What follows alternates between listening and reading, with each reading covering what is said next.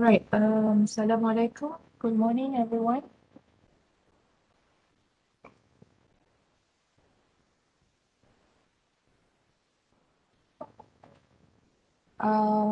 Hope you guys are doing good. Okay, so today we are going to resume our lecture, and we're going to cover the last topic of the course, which is LU4.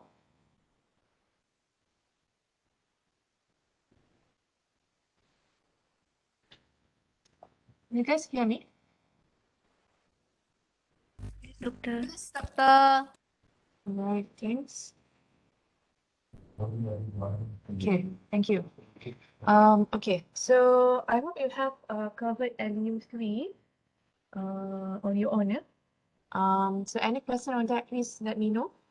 And also please do the exercises in order to familiarize yourself with the procedure and methods.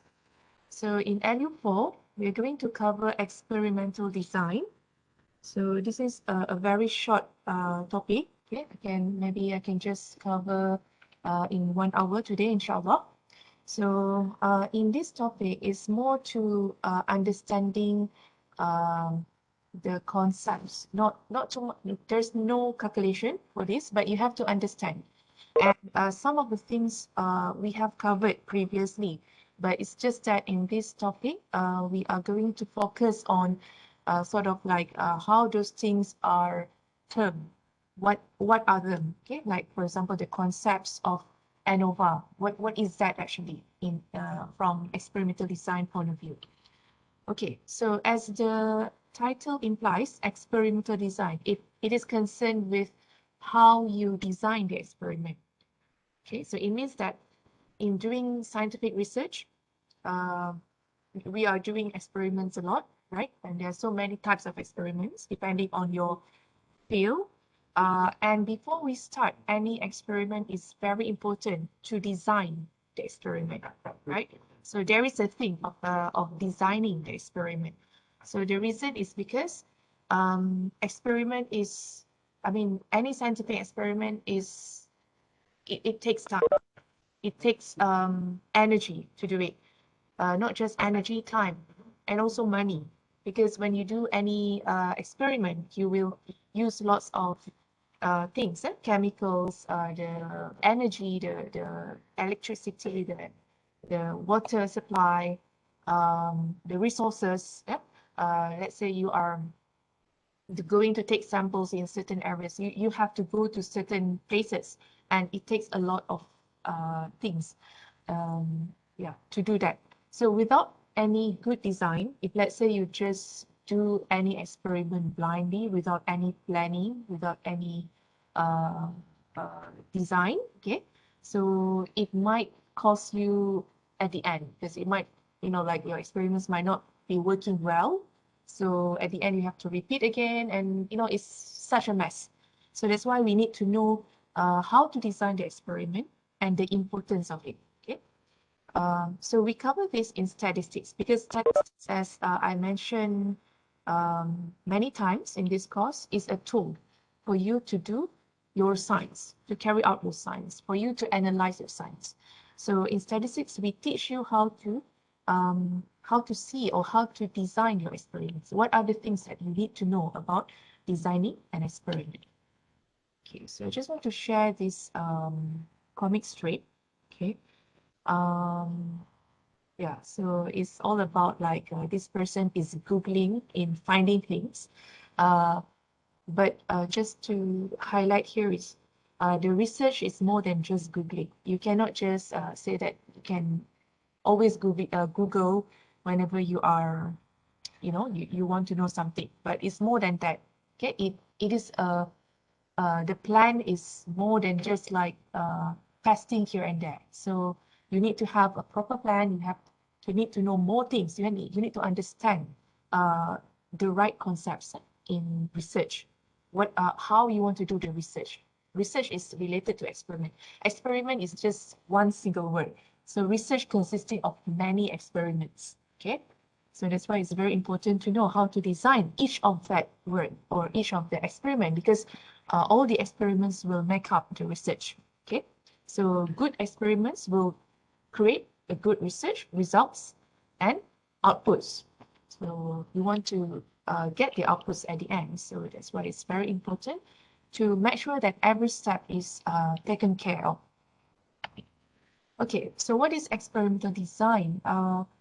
So by definition, it refers to the process of planning the experiment so that appropriate data can be analyzed by statistical methods will be collected, resulting in valid and objective conclusions. So remember, when you do any experiment, you must have objectives. What are the objectives of your work? Of course, you cannot cover everything, but you have to focus. Maybe this experiment focuses on certain areas, certain things, and you must set the objective in the beginning of the work or the experiment. So the objective could be just maybe one objective, two objectives, or three objectives, depending on the scope of the work that you want to cover. And when you design the experiment, you set the objectives in the very beginning. And of course, you have to know what are the hypotheses. You have learned about hypotheses. So what is your initial expectation about the work? What will be achieved, right? So if you set the objective is to find a relationship between the habitat and maybe the morphology of whatever the animals that you're analyzing. So you are expecting that maybe you have to have that initial expectation. You must set your hypothesis before you do the experiment, before you carry out the work. So that will be your expectations. And we understand in statistics that there are two types of hypothesis: null hypothesis, alternative hypothesis. So the reason why we set more than one is because we expect that it could be this. If it's not this, it could be that, right? So you must have that. Okay. So objectives are objectives. Hypotheses are hypotheses. So they are two different things. And then when you have that two things, of course, you have to know how you want to do the experiment. So that is the planning, the things, the methods. For example, like how you want to collect the samples, how you want to analyze the samples. So that is actually the science. The statistics is at the end when you analyze the data. So don't get confused with the experiments and the data analysis. Data analysis is the statistical analysis, okay?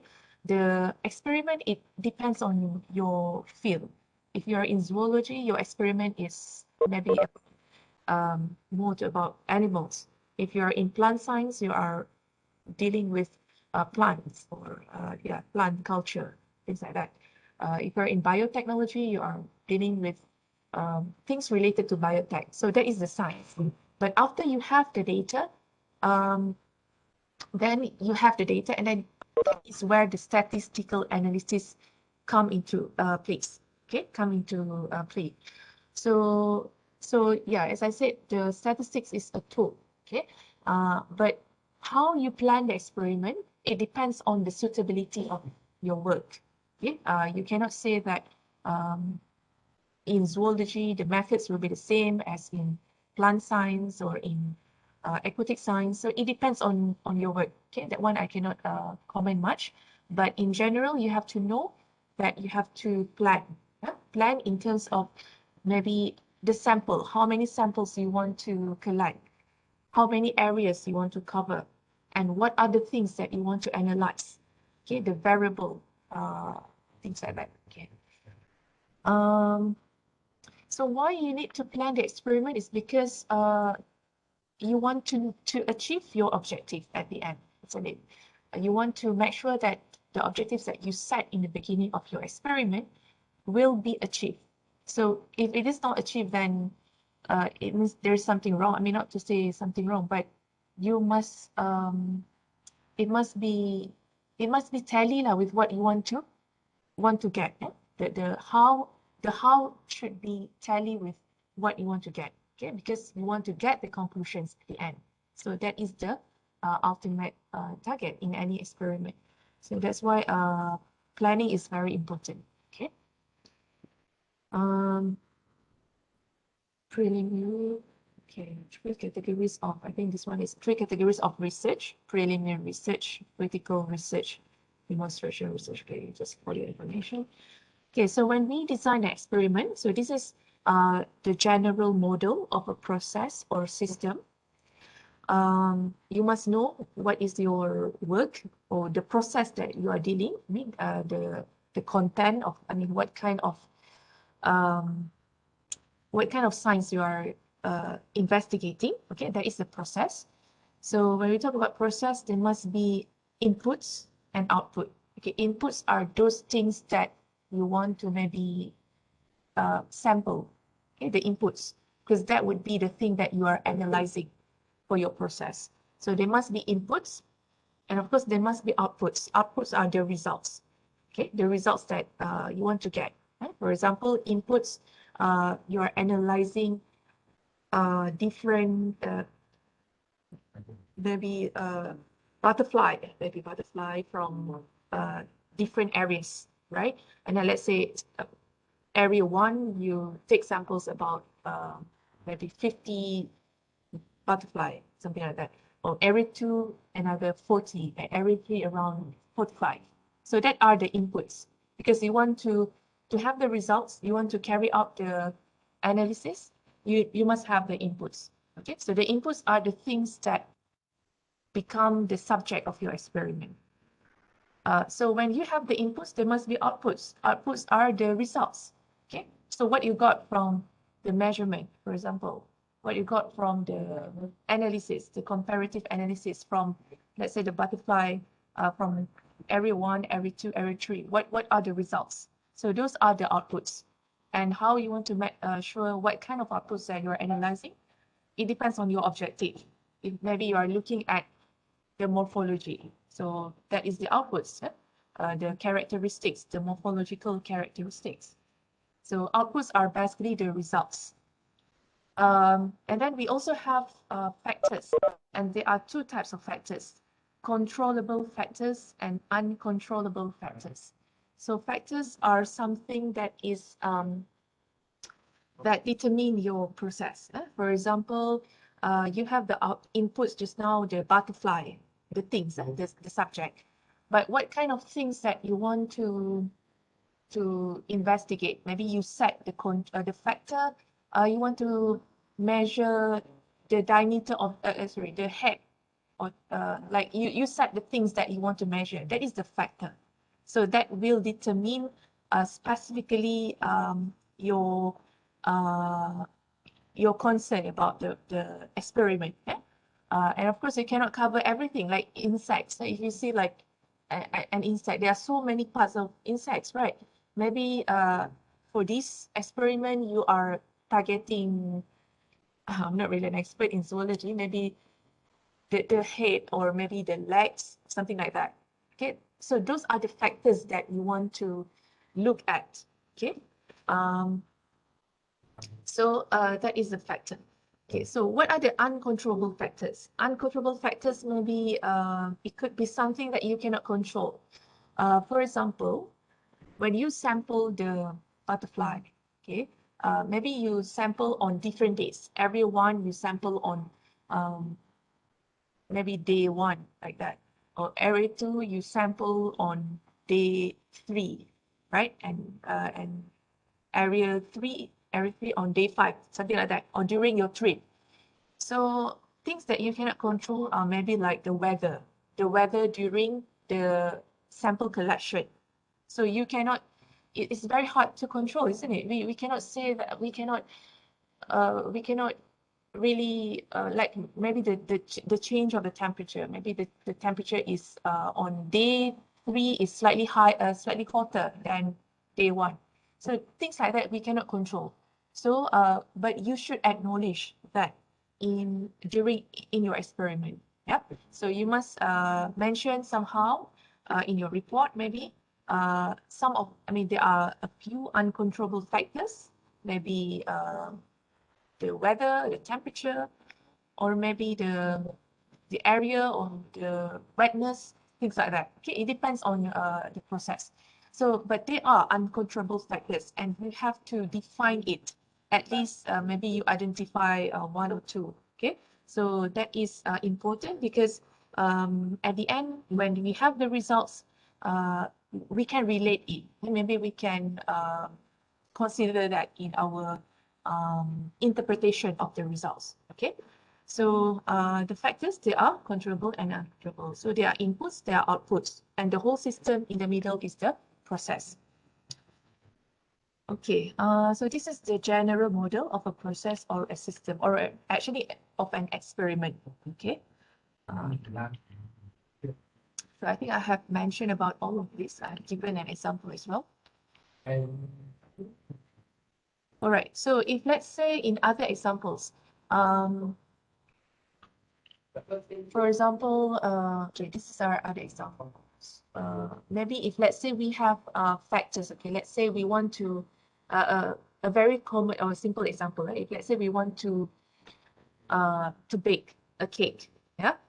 So we have, our target is to bake a cake, or maybe like, kalau biotech senang sikit I nak bagi example. I want to mention about the levels here. Okay, let's say this one lah. Okay, we want to make a cake. Your factor, or I mean, the inputs are like the ingredients of the cake. Of course, when we want to make a cake, the output is the cake, but then the inputs are all the ingredients like sugar, flour, eggs. Okay. Let's say the factor. What are the factors that we want to control during the baking? So it could be the temperature, isn't it? The temperature during the baking. What else? The concentration of the sugar, how much, the amount of the sugar, the amount of the flour, eggs. Okay. So what I mean here by the level is like, for example, the temperature. So if let's say you make the process as an experiment and you want to find out, let's say you are doing an experiment of cake, baking a cake, yeah. The temperature is the factor, the controllable factor. Of course, you can control the temperature of the oven. Let's say you want to know which temperature will give the best quality of cake. Okay. So in your experiment, that is where you can plan for the levels. For example, you want to check the range between 100 degrees Celsius to 120 degrees Celsius or 130. So let's say you vary it from 100. 100 degrees Celsius is one level, the first level, and then you want to test also at 105 degrees Celsius, 110, 115, 120. Okay, let's say 5. So there are 5. Each of these is called level. Okay, the thing that you want to test. Okay, because let's say your factor is temperature. So that is the level. Okay, so that is explanation of level. So other things could be like, for example, the sugar concentration. Let's say you want to test it's the best sugar concentration that will give the best quality of cake. So of course you have to define the range that you want to test. Maybe from 10 gram per liter to 30 gram per liter. So you vary it like 10 gram per liter, 15 gram per liter, 20, 25, and 30 gram per liter. So each of that is called level. So level is what is within the factor, and it is actually, it represents the specific value that you want to test. Okay, so I hope you got what is level. Okay, so it's associated with the factors. And responses, of course, the output. Output is also called responses, or the results of the final outcome. Yeah. Okay. This is as I said, this topic is quite conceptual. Yeah, you have to understand much on the concepts. So we're going to discuss a lot with the terms and what it means. All right. So when you set the objectives of the experiment, so basically in research, when we plan for any experiment, you have to do a little research or literature review. Means that you have to read some of the journal papers within the area in order to know to have some basic understanding about the experiment that you want to do. Okay, so that will give you a better picture about like your planning. So whenever you decide the objective, let's say you want to decide on certain things, like say you want to investigate, just let's say a very simple example, to bake a cake. You want to investigate the effect of temperature on the quality of the cake. Okay, so the moment when you decide the selection of the temperature, why temperature? So it is actually based on, it should be based on your prior knowledge or understanding that temperature plays an important role. Temperature is an important factor in the production of cake, something like that. Okay, so it means that whenever we decide any factor or variable and factor is the same, we must know why we decide it. Is it a very important factor?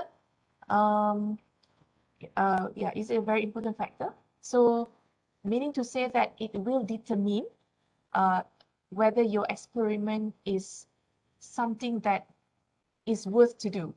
Okay, so if let's say it is something not significant, maybe something on temperature, let's say you define temperature as an important factor for making a cake. But if let's say you look at other factor, like maybe the shape of the container for the dough or for the cake, is it important or not? Is it worth for you to like to do an experiment of checking different shapes of the container or the container of the cake during the baking? Maybe it's not that really important, so you might not want to focus on that. Okay, so the selection of the variables is very important because we need to make sure that we choose a factor or variable that is worth to be studied. Okay, so in scientific research as well, we have to apply the same thing. We have to make sure that our experiment is worth doing, because you will invest on time, you will invest on money, you will invest on energy for doing the experiment. So that's why the selection of the variables is very important. So how to know? It's based on literature review. Literature review is when you do a little research on reading, okay, reading on the subject that you want to experiment, analyze. Okay. So that is the key point here. I don't have to go from one point to another point. So the key point is the selection of variables and factors should be wise, or should be worthwhile for the experiment. Okay. So in doing any scientific experiment, there are a few basic principles that the scientists or the researchers do. Okay. So the three basic principles that is going to be highlighted here are replication, randomization, and blocking. So what are these three basic principles? So let's have a look at first, replication. So why replication is important? Because when you replication means that you replicate, you do a repetition. Okay, let's say normally in science we love to have replicates, like triplicates. Triplicates means three replicates. So it means that if let's say we do experiment, we set three similar experiments in order to know how consistent the results are. Okay, so the reason is because we want to make sure that our results are really true. Okay, if let's say we only have one set of experiment and we get the results I mean, it could be sometimes the results is by chance, or the results might not be consistent if, let's say, we have another experiment. So that's why we have to have replication, because it will provide provide a better, or we would be more confident with the results obtained. So if, let's say, we have three set of experiment and we get similar, like not to say exactly, but at least in the close range, so that could help us to conclude that, okay, the results are this. Okay, we are confident to say that, okay, after having three similar experiments, the results are more or less. So that is the conclusion. But it's hard for us to conclude from only one set of experiment. Okay, so that's why replication is important. So it will improve the precision of the experiment. Precision means like how precise it is, how close the result is from one to another. Okay, how close it is. If, let's say, you have three results, then if, let's say, they are close to each other, so we can say that the results are precise. Precise means they are close, but not to say accurate. Or accurate is when you measure or when you compare your results with the actual value, for example. So accuracy and precision are two different things. But here, replication can improve the precision. Okay, precision.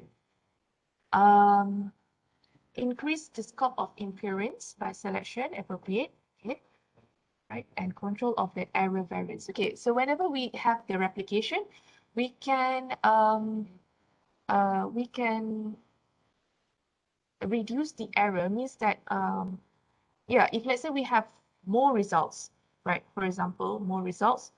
If, let's say, let's say we have 5 replicates, and then let's say we have 4 of them is quite close, and we have one result that is not close, then we know that that could be something wrong with that single experiment. Yeah. So we can kind of like, we can control of the error. We know where the error is. Okay, so that is another importance of the replication. So in scientific research or scientific experiment, replication is a very important concept to be applied, not just in the lab, but also when you are doing things at the field. So replication, and also replication, how you can see the, like from, let's say, the papers that you read, how you can see the existence of replication in the research done in a report. If, let's say, you see the graph, I need to sketch something.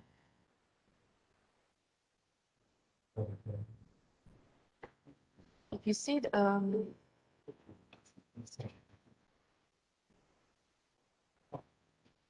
so if, let's say, in the graph,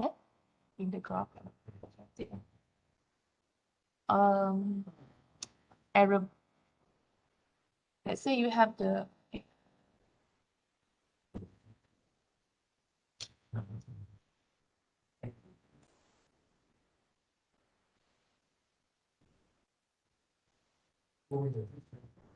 okay, if you can wait for a while, I need to document as well. Okay.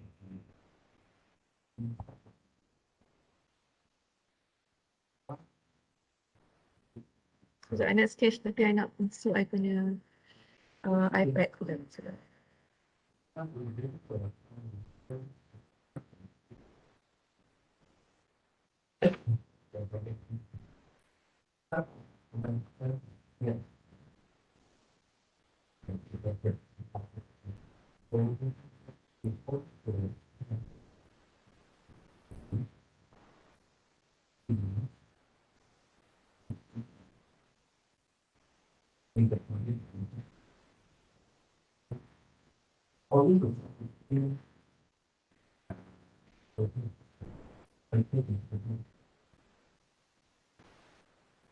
Hold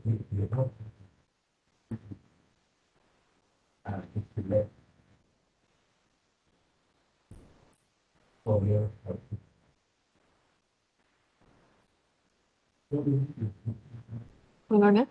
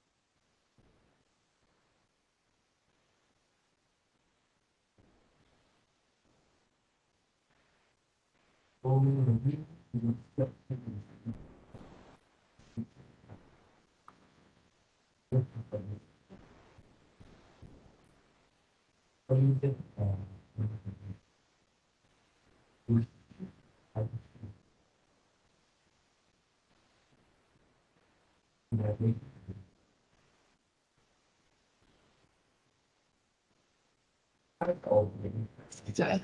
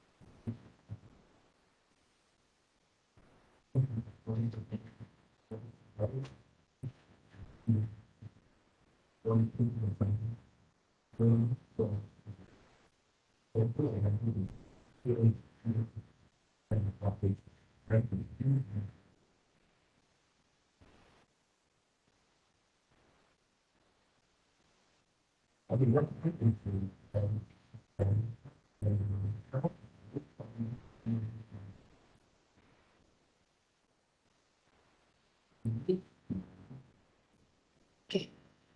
Right, sorry for the delay. Right, so just now I talked about replication, right? Okay, so how you want to know whether you, when you read any scientific research or article, where the replication exists. Okay, so if let's say you see the graph, you see the graph. Let's say this is a pattern or whatsoever, point. Okay, so you would see something like this. Okay, like this. So it means that this point, each of this, it is in the range of this thing. Okay, this thing. Okay, this is what we call, the whole thing here is called error bar, and it is met from the value of standard deviation. Remember when you study about standard deviation?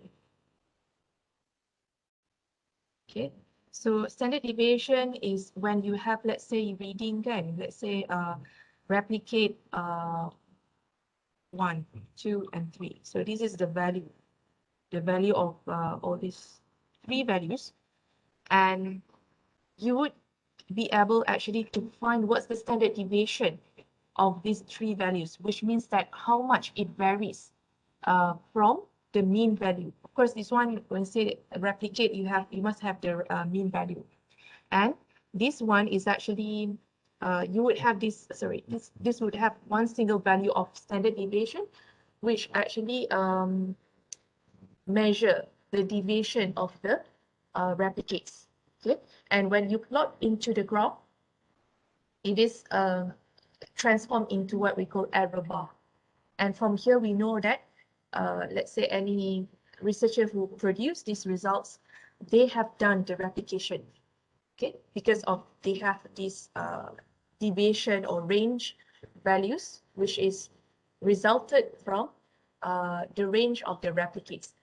Okay, I hope you understand what I mean. All right, let's go back to the lecture slide.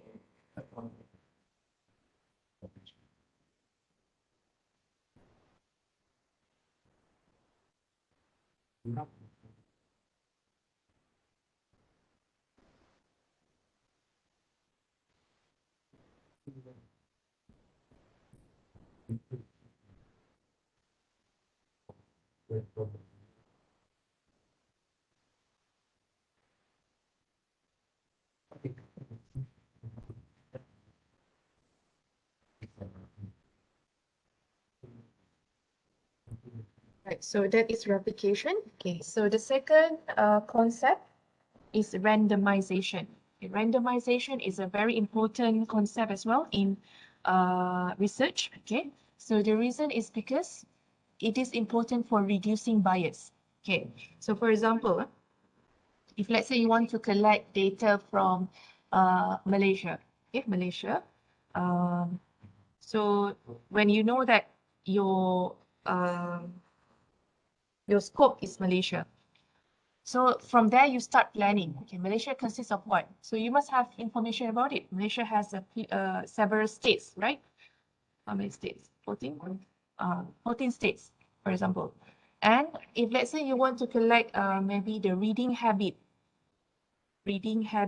of Malaysians, in terms of like how many hours they spend on reading per week, for example. Now we talk about Malaysians, and there are so many things that you have to consider as well. Like Malaysians, you should make sure that your samples are comprised of male and female, right? Malaysians are not just males, right? They are both. Yeah. And then you should also consider the age group, something like that. There are so many things. But now let me just highlight on, let's say, the state. Okay, so when you talk about Malaysia, you cannot say that Peninsular Malaysia is Malaysia. Malaysia comprises of Peninsular Malaysia only. Okay, Sabah and Sarawak are also in Malaysia. So when you decide, like the sample collection, you must be, of course, you have to know a basic knowledge about your subject, and you should also randomize your sample collection. Okay, maybe let's say you want to cover all states, 14 states, but then you cannot just focus on, oh, sorry, okay. When you say randomization, of course, you have to know that Malaysia consists of 14 states, but you cannot just focus on, let's say, like each state, let's say Sarawak kan, Sarawak, how's the map? You cannot just focus on, let's say, Sarawak from one town only. So things like that. You must make sure that the collection is randomized throughout the state. So that will represent the state, Sarawak in general. Yeah? So that is meant by randomization. Randomization means that when you decide on the collection of the data or the samples, you must make sure that it's randomized, and then it doesn't just focus on certain groups or certain areas only, because it might not be conclusive. Yeah? If let's say you just focus on Peninsula je, Sabah Sarawak tak masuk dalam you punya research. So it will not be conclusive. It will not describe Malaysia in general. It's not fair to say that. Okay, so that's why randomization is important. For example, if you are collecting samples, you are going to go to the field a lot because you're a zoologist, kan?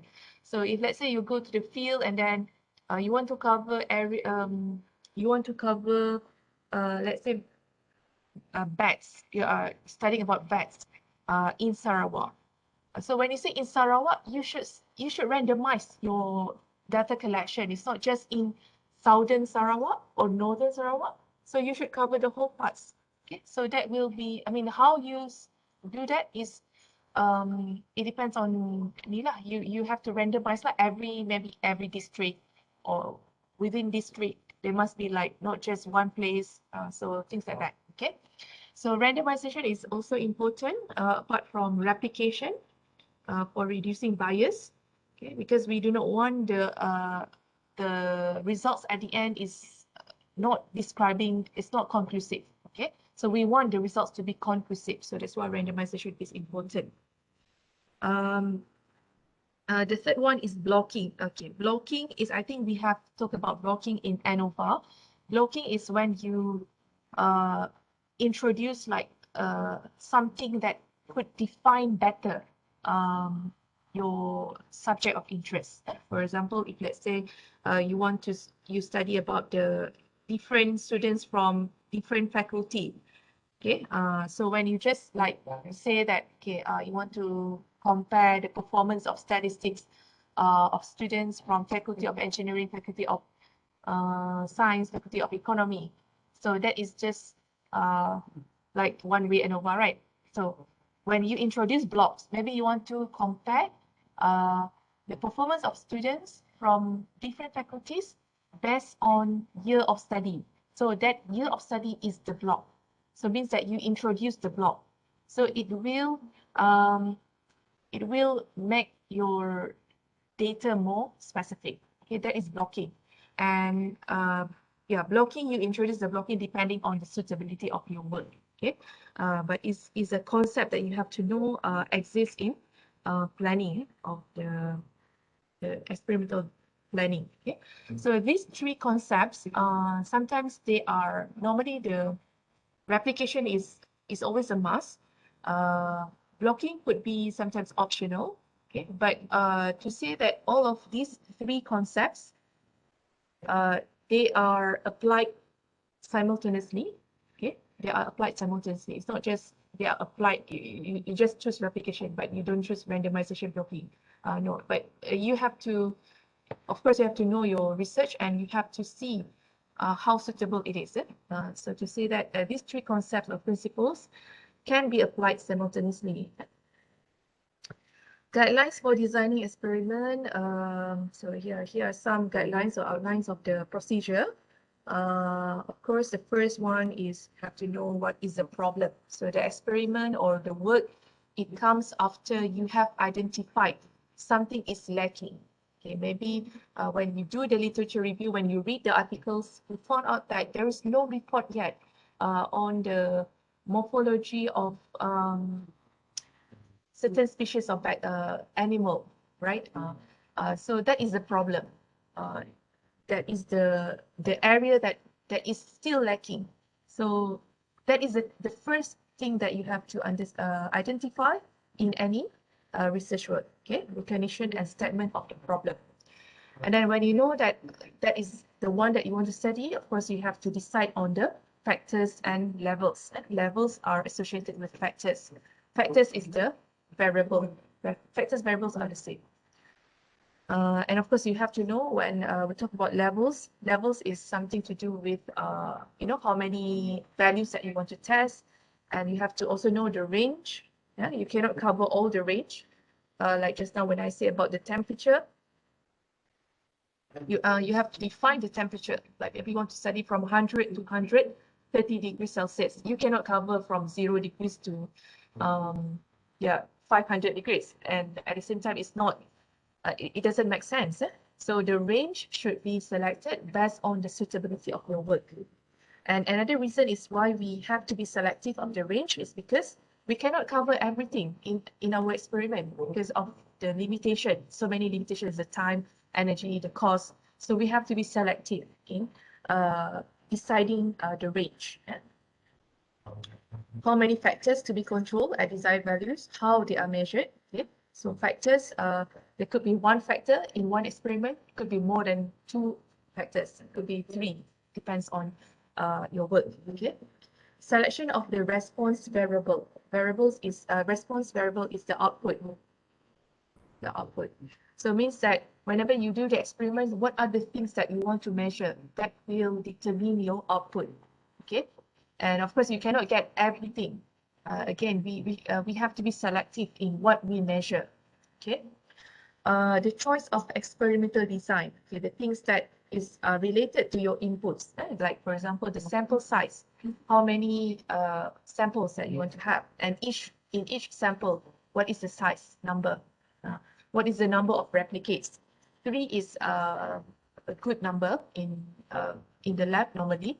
I'm not sure in zoology what is your basic, but 3 is enough. I mean, 3 is a good number lah for replication. The reason why 3 is good, better than duplicate, is because if let's say you have replicate 1, replicate 2, replicate 3, okay.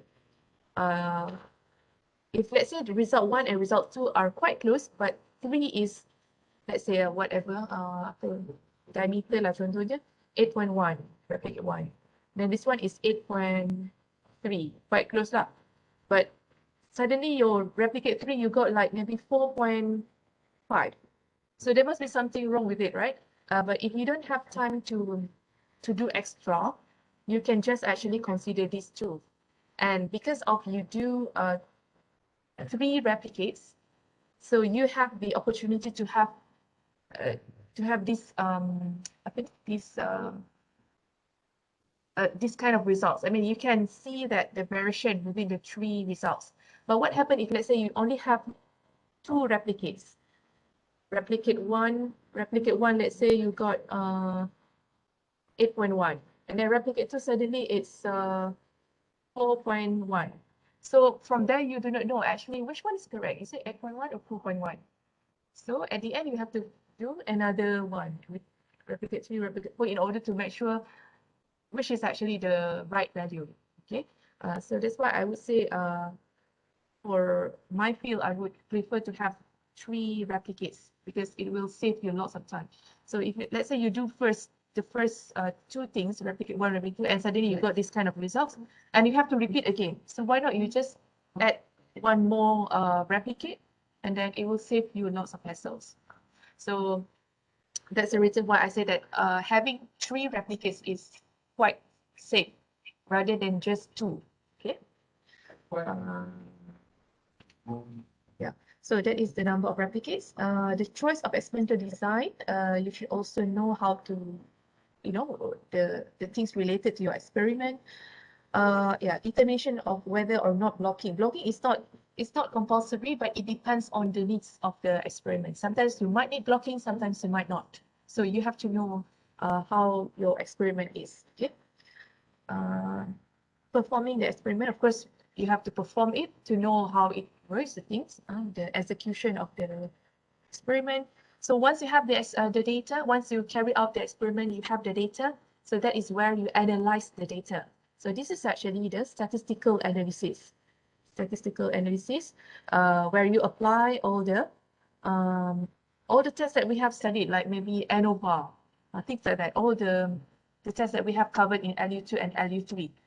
So this is the statistical analysis. And after you analyze the data statistically, then you can come up with the conclusions. Conclusion saying that sample 1 and sample 2 have no significant difference. So that is the conclusion then. So from there, you can also make a recommendation. Recommendation is very important in scientific research because one experiment will bring you or others to another work. Yeah?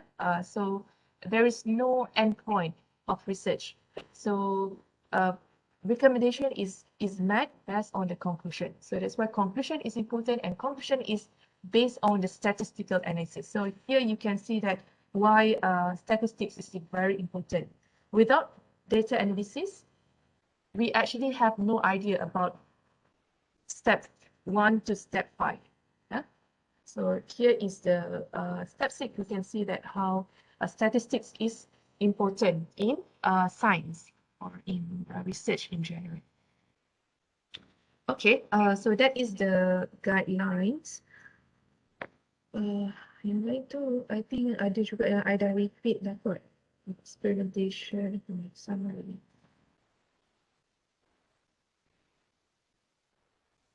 Okay, I think you can read by yourself. I just highlight what ever the important one. Yeah? Okay, so that is part one. So basically, in this part one, you have to know what is experimental design, what is the importance of experimental design, the components of design experiment, this one, okay? And then the concepts of, I mean, you have to know also what is input, what are outputs, factors, the factors, and then levels. What is levels is associated with factors. Objectives, the basic principles, these three things: replication, randomization, blocking. You have to understand it. Let's say you are given an example, you have to know what is meant by a replication, things like that. Yeah? So it's more to understanding the concepts. Okay, any question on part one? I have two more parts, but it's very short one, so it's not that really much, just to introduce you with the thing. But we have lecture 2 and part 2 and part 3 are actually related to Anova and Anova with blocking. But it's just that to define what Anova is. Okay. Right, can we continue? This is part 2.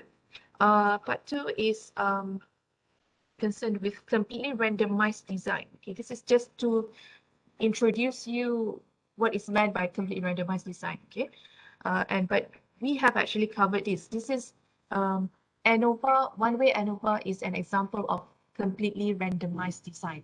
Okay, so you have understand what is Anova. From experimental design point of view, Anova is an example of completely randomized design. It's a design that that is completely randomized. Okay, why it is like that? Okay, kenapa dia completely randomized? Because when if you remember the one-way Anova, it concerns with the comparison of treatments. Treatments is a sample, but we have like maybe treatment 1, treatment 2, treatment 3. Let's say 3 is the minimum, right? So we are analyzing the whole sample of treatment 1, and then we compare with the whole sample, the whole points or data in treatment 2 and with treatment 3, right? There is no blocking, means that the whole thing is compact. Okay, for example, you want to compare the faculty FSTS, faculty of FK, faculty of economy, like the example that I gave just now. The whole students of FSTS, regardless of female or male or female, regardless of the year of study. Okay, so it's like, that is what we call completely randomized. The whole student without any blocking, without any specification. And let's say I want to, the subject is to compare spending habit of students from these 3 faculties. So what is meant by completely randomized is when I don't specify anything. I just say student of FSTS. I don't say it's male, female, from which program, from which year of study. Yeah? So this is what we call completely randomized. And then when I have the data of FSTS students, I compare with the data of FK students and FEB. Okay, so that kind of design, when you decide on that kind of design, that design is called completely randomized design. Okay, so it is the simplest of all experimental design. Okay, of course, when you don't specify, you just consider all. It's considered as the simplest one. It is suitable if, let's say, you don't need any information on specific information, like maybe you want to know the information based on the year of study. So you don't care about it. You just want to know the general habit. So that would be suitable. That would be okay. I mean, this kind of design is okay if, let's say, you don't need any extra information. Okay. Yeah, it's the simplest. It's a sample of homogeneous experimental units. Homogeneous means something that is mixed together. You don't care about it. Homogeneous. So the whole students is mixed together here. Like you don't care about the data comes from where. So yeah, in some instances, you may apply this kind of design where you don't care about the specific details. Okay, and you just care about the trend, the general trend of the whole faculty. Okay, right. So you read by yourself the disadvantages and disadvantages. Advantages, of course, is easy, simple. You don't have to set things, specific things. Yeah, you just consider all. But the disadvantages is that you might not have any extra information. So when I say that I know the general habit of the students from these three faculties, but I don't have any idea about among those students, which year actually spend more, or which year of students that actually spend less, something like that. I don't have that information. So the disadvantages is that there's no specific details. Okay, but the advantages is easy, it's simple, it's straightforward, it's less complicated to be analyzed in terms of the data. Okay, so you read by yourself.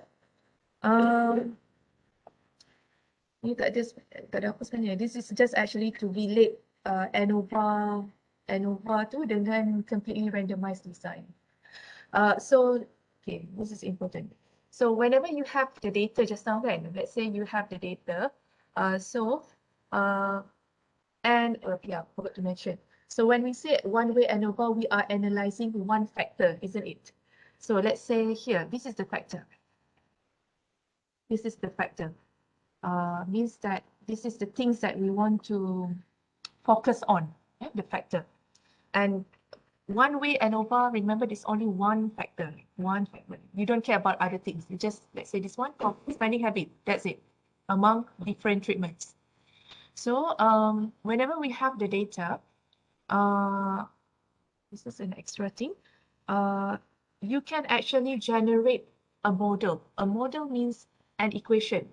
Models here is actually mathematical equation. Okay. So this is the general form of the equation. So remember when you study masa kat high school kan, you study about linear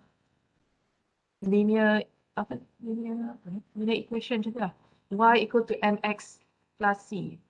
So what is actually the things described by this? It means that the y is I mean, like, for example, this equation describes the relationship between y and x, isn't it? So whenever you have the data, or let's say one-way ANOVA, you can also actually generate an equation that relates with the factor. Okay, for example, this is, let's say, in the example just now, this is the spending habit. Okay, so because you are analyzing different faculty, so the faculty is actually the the things that you focus on. Okay, for example, a parameter that measures the observation. Okay, so this would be the faculty lah, in that example, different types or type of faculty. Okay. So to say that, okay, whenever you analyze something based on a factor, like that example, you can actually generate a relationship. Okay, how to generate this relationship? There is a certain way how to do that, but you don't have to know exactly how. But what you have to know here is that you can come up with a relationship, with an equation that describes the relationship between the output, the response, which is the spending habit, and also the things that you are focusing on during your measurement. Okay, So this is the linear equation, and the rest of it, it will be the constant. This is constant values. This is the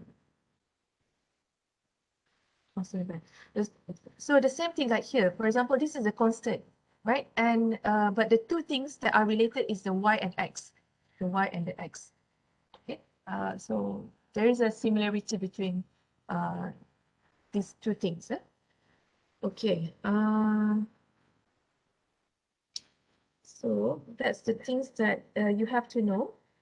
Yang lain tu tak payah not to say tak payah sangat risau, but this topic is actually tries to relate what you have studied in LU3 with the terms or the concepts. So now you know that one-way ANOVA is an example of completely randomized design of CRD. And let's go directly to the last part, and that one is the one with block. So in the last part of LU3, we cover ANOVA with blocking, isn't it? One-way ANOVA with blocking. Okay. So when it comes to the concept of experimental design, one-way ANOVA with blocking is actually similar to two-way ANOVA, actually, two-way ANOVA. But yeah. So if let's say just now the one-way ANOVA only is described as a completely randomized design. So if you're talking with blocking, so there is an additional part lah, block. Tu je beza dia. Completely randomized block design. So it means that here, rather if let's say I take the same example just now, right? The faculty, different faculty tadi kan. You want to study about different faculty, students from different faculty, FK, FEB. So if completely randomized design doesn't care about, you know, it just randomized the sample, all students, as long as they are in FSCS, as long as they are in FK. So you'll be in the sample. But when we have block means we introduce another factor. Okay, it could be, depends on what kind of factor that you want to introduce. Maybe if you introduce gender, right? If let's say the block that you want to have is gender, then you would have male, female. So you would have specific results across the faculties. How the spending habit of male students from these three faculties, or how the spending habit of females. Okay, another example of block could be the year of study. Year of study. So maybe year 1, year 2, year 3 across the faculties. Okay, so these are example of block. So whenever you have the block, the design is called completely randomized block design. Okay, so the advantages of it is that, of course, it will give more details, more picture. Okay. Kalau you tak tahu pasal, let's say you don't have the blocks, you don't have any picture about whether the students reflect to male or female, or whether they describe the year 1 or year 2, year 3. But whenever you have the blocks, you have better picture, more ideas, more data. Okay, so that is the advantages of it. The disadvantages or the challenges is it involves more calculation, analysis. Okay, the analysis could be more complex than the completely randomized design. Okay. All right.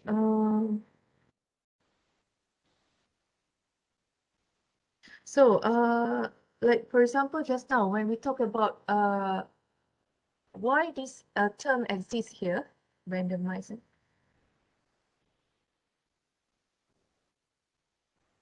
Randomized. Okay, I forgot to mention just now. So whenever you measure, let's say FSTS tadi kan, so how you apply randomization? Maybe you just randomize the sample collection. You take some from here, some from here, some from this program, some from year 1, year 2. So it's randomized, you know, randomized. So that's how you randomize the samples within the each treatment. Okay. So means that you're not just focusing on year one only. From that. So within each treatment, that is how you randomize. And within each block, how you randomize, let's say your block is gender. So male, okay, let's say male. So of course, how you randomize the data collection, you focus on male, but then you can randomize year one, year two, year three, as long as they are males. And then male student from, let's say faculty, FSCS kan, ada 5 programs from aquatic, from zoology, from plant, from biotech. So that's how you randomize within whatever the scope that you are dealing with. Okay, I hope you understand. Replication, let's say your samples, you have, let's say, N 50. So that obviously shows that you have replication. Means that you're not just taking samples from one student. Each of the faculty has 50 or 60. That is replication. The replication. Okay, so for completely randomized block design, just now you can read by yourself the advantages, disadvantages. So the okay.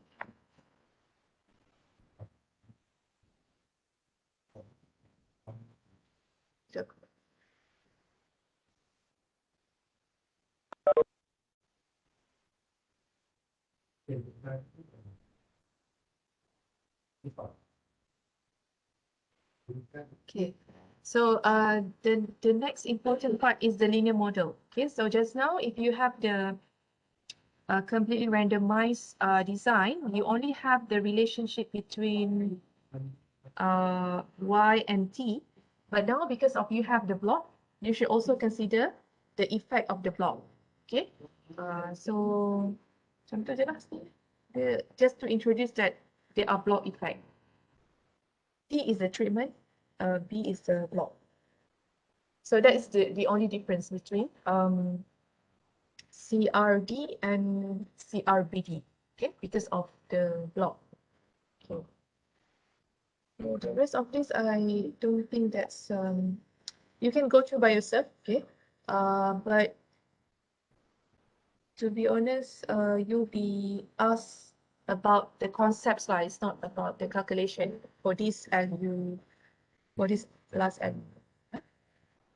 So I would say that it's important for you to differentiate these two types of designs,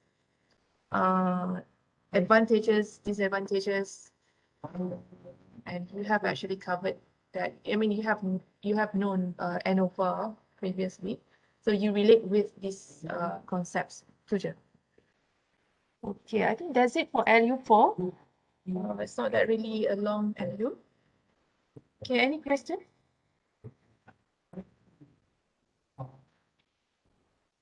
Have posted. Doctor, Yes. actually, this is not about today's LU. I was wondering is when will the test date be? Like, when would we know when are we gonna have our test or final year exam? Oh, final exam. Okay. The faculty will release the schedule soon. So it's going like this week is week 13, right? Week 13. Next week is supposed to be the last week of lecture. And final exam starts after that, after week 14. I mean, you might have the revision period. Let me see the. I don't think so. We have the revision period. Like it will. The final exam will start after week 14. Week 14 is the last week of lecture. Yeah. So don't worry about the schedule. The faculty will release it. I also do not know yet when, but it will be after that lah. And then for the tutorial 4, I have posted it on eLeap. The deadline is 14 January, 14 January. And then I will release the marks of the mid-sem exam, inshallah, by, if not by end of this week, by early next week. Okay. Right. I would post the marks. I mean, I would inform you about it. Okay. So I mean, that's the whole lecture for this course. Okay. We don't have any more lecture after this. Please, you guys, please finish your tutorial 3 and also tutorial 4. Even though it's a group work, but I would suggest you guys to each and every one of you take part in the calculation. Don't divide the words. Like, let's say the question, there are 6 questions. One person do question 1, 2. Don't do that. I mean, you have to go through everything together. So at the end, you compare the result. Let's say you try the questions, can you compare the answer? If let's say there is some of you might not have the same answer, then you discuss lah. That's the point of having the group.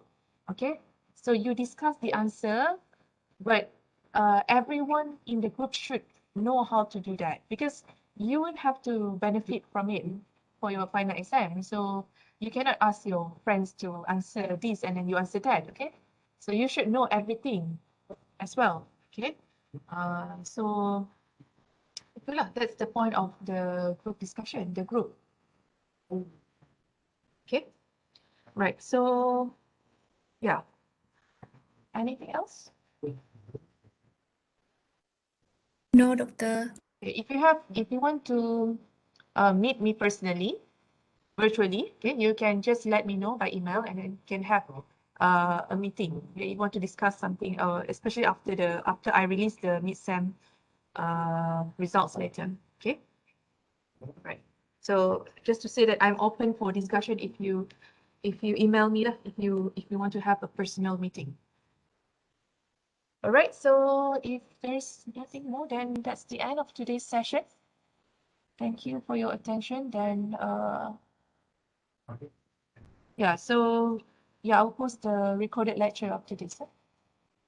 Doctor, can you share screen for the attendance? Yes, sure.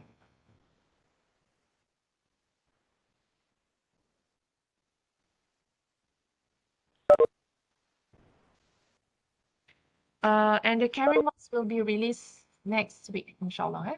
Carry, not next week. I would have your tutorial before the final exam lah. Before the final exam.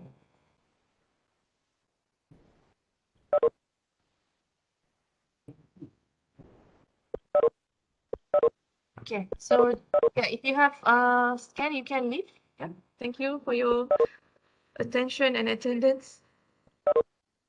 Stay safe. Thank you, Doctor. All right. Thank you, doctor. Welcome. Thank you, doctor. Welcome.